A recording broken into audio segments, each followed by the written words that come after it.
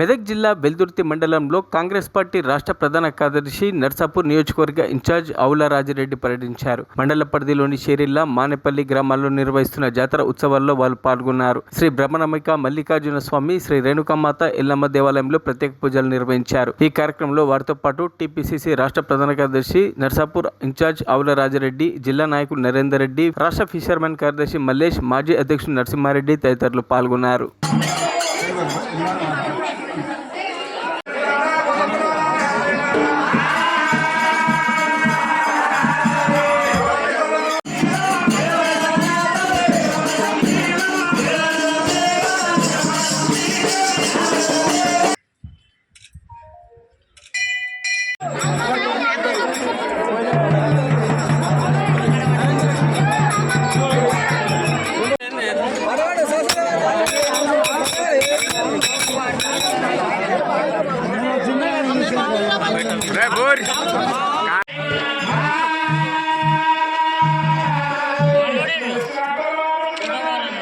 మరిన్ని అప్డేట్స్ కోసం మా ఛానల్ని సబ్స్క్రైబ్ చేయండి.